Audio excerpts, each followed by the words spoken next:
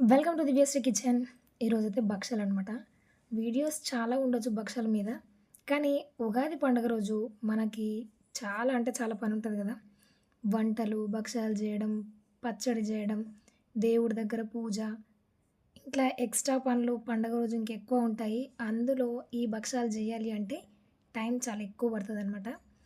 తక్కువ టైంలో నేను చూపిచ్చేది నార్మల్ ప్రాసెస్ అయినప్పటికీ గూడా తక్కువ టైంలో భక్షాలు టేస్టీగా ఇట్లా పూరిలాగా పొంగుతూ ఎట్లా చేసుకోవాలో చూపిస్తున్నాను.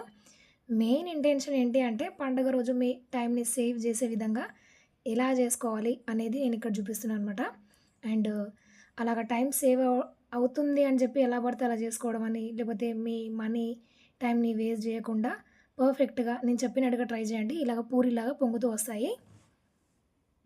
ఇక్కడ నేనైతే ఒక టీ గ్లాసు శనగపప్పు తీసుకుంటున్నా. పప్పు చాలా ఒదిగి గూడా ఒస్తదనమాట. ఇట్లా మనం ఈ ప్రాసెస్‌లో చేసుకుంటే. పప్పుని మంచిగా కడిగేసి ఒక 2:30 గంటలకు పైగా నానబెట్టుకోండి. చూడండి ఇట్లా నానిన తర్వాత వేళ్ళతో ఒత్తితేనే పప్పు విరిగిపోతది. అంత మంచిగా నానిపోయి ఉంటది.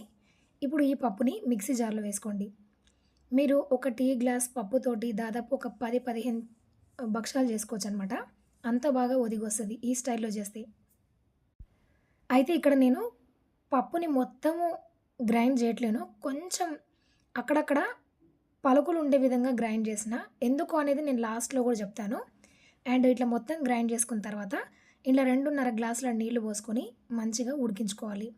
అయితే ఈ ప్రాసెస్‌లో జేసుకోవాలి అనుకుంటే పక్కనే ఉండి కలుపుతూ ఉడికించుకోవాలి. లేదంటే అడుగంటేస్తదనమాట.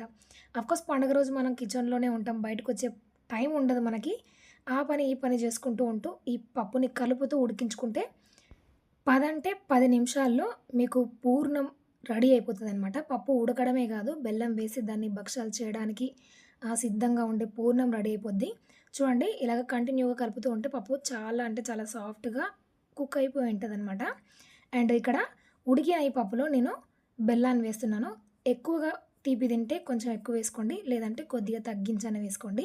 నేనైతే కప్పు పప్పుకి కప్పు బెల్లానైతే వేస్తున్నాను. ఇక్కడ వేసి ఇది కరిగిన తర్వాత ఇలాగ ముద్దగా అవుతుంది చూడండి.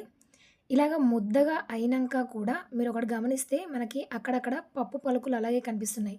మీరు పప్పు డైరెక్ట్‌గా ఉడకబెట్టుంటే ఇదే స్టేజ్‌లో మీకు పప్పు ఉండేది. ఇప్పుడు మనం మిక్సీకి వేసుకున్నాం కాబట్టి పప్పు ఇంత తొందరగా ఉడికిపోయింది. అయితే ఇక్కడ ఈ పప్పు కనిపించకుండా ఉండడానికి నేను దాన్ని మిక్సీకేసి గాలికి పక్కన పెట్టుకున్నాననమాట పూర్ణాన్ని. ఇప్పుడు ఒక గ్లాసు గోధుమ పిండిలో పావు గ్లాసు మైదా పిండి వేసి, కొంచెం ఉప్పు వేసి, సాఫ్ట్‌గా చపాతీ ముద్దలా కలిపి, ఒక 10 నిమిషాలైతే పక్కన పెట్టుకున్నాననమాట. చూడండి ఎక్కడ క్రాక్స్ లేకుండా తడిపి పక్కన పెట్టుకోవాలి. నేను ఇట్లా పూర్ణాన్ని గాలికి పెట్టాను కదా! ఇది చాలా అంటే చాలా ఉండలు చేయడానికి మంచిగా పర్ఫెక్ట్‌గా పూర్ణం మనకి తయారైపోయింది. అయితే నేను పప్పు మొత్తాన్ని కూడా ఈవెన్‌గా గ్రైండ్ చేసుంటే, నేను మిక్సీకి వేసుకునే పని లేకుండా డైరెక్ట్‌గా కుక్ అయిపోయిన దాన్ని గాలికి పెట్టేస్తే మనకి పూర్ణం రెడీ అయిపోతుంది. అయితే మీకు ప్రాక్టికల్‌గా చూపించడం కోసం నేను పప్పు కొంచెం అక్కడక్కడ ఉంచాను కాబట్టి, నేను మిక్సీకేయాల్సొచ్చింది.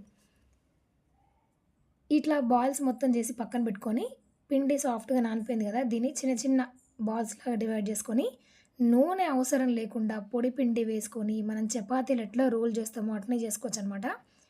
మీకు ఏ మాత్రం భయం లేకుండా ఈజీగా ఇట్లా ట్రై చేసి చూడండి. టైం సేవ్ అయితది. మనీ కూడా సేవ్ అయ్యే రెసిపీసే చెప్తాను. పిచ్చి పిచ్చి రెసిపీలయితే ఏం చెప్పను. అండ్ నేనిక్కడ పూర్ణంలో ఇలాచీ కూడా వేశాను. అది మీకు పౌడర్ వేయకుండా ఇలాచీగానే ఏసాననమాట.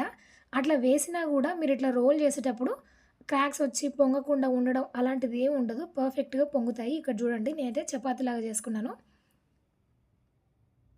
ఇప్పుడిక్కడ మన పూర్ణాన్ని పెట్టేసి దీన్ని క్లోజ్ జేయాలి.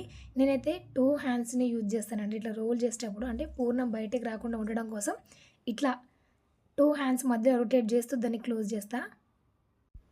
ఆ సీల్ చేయడం గూడా కొంచెం పర్ఫెక్ట్‌గా చేసినామనుకోండి, ఎక్కడి నుంచి కూడా గాలి పోకుండా పర్ఫెక్ట్‌గా పొంగుతూ వస్తాయన్నమాట. చూడండి నేను మొత్తం క్లోజ్ చేసిన తర్వాత అదొక చపాతీ ముద్దలాగా కనిపిస్తుంది గానీ, పూర్ణం ఉన్న చపాతీలాగా కనిపించదు చూడండి. ఇట్లాగా ఉంటది. కొంచెం పొడి పిండి చల్లేసి మీరు నార్మల్‌గా చపాతీలు ఎలా చేస్తారో అలా చేసుకోండి. కాకపోతే ఎక్కువ ప్రెస్ చేయకుండా నార్మల్‌గా నార్మల్ వెయిట్ తోటి ఇట్లాగా లోపల సాఫ్ట్‌గా మనకు పూర్ణం ఉంటది కాబట్టి అంత ప్రెస్ జేయాల్సిన అవసరం లేదు.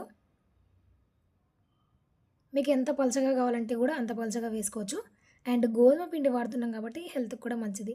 మీరు మైదా పిండిని గూడా పావు కప్పు వేసాం గదా! దాన్ని స్కిప్ జేసినా గూడా బానే వస్తాయి.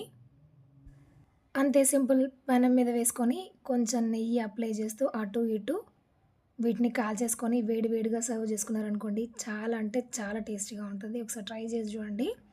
అండ్ ప్రతి భక్షం గూడా ఇలాగ పూరిలా పొంగుతూ వస్తుందనమాట. అండ్ దీన్ని నేను మీకు ఓపెన్ చేసి చూపిస్తున్నాను చూడండి. టేస్ట్ గూడా అంతే బావుందండి. ఎన్ని భక్షాలైనా ఈజీగా అలా అవలీలగా చేసి అక్కడ పడేసొచ్చనమాట. అండ్ చూసారా ఎంత సాఫ్ట్‌గా ఉందో? 2 వేళ్ళతో తుంపే విధంగా చాలా అంటే చాలా సాఫ్ట్‌గా నోట్లో పెట్టుకుంటే కరిగిపోయే విధంగా ఉందనమాట. అండ్ ఇట్లా ట్రై చేసి ఎలా వచ్చిందో కామెంట్ చేయండి. మీ ఫ్రెండ్స్ అండ్ ఫ్యామిలీ మెంబర్స్ కూడా షేర్ చేయండి. మరికొన్ని డిఫరెంట్ వీడియోస్ కోసం ఛానల్‌ని సబ్స్క్రైబ్ అవ్వండి. Thanks for watching. జై శ్రీరామ్.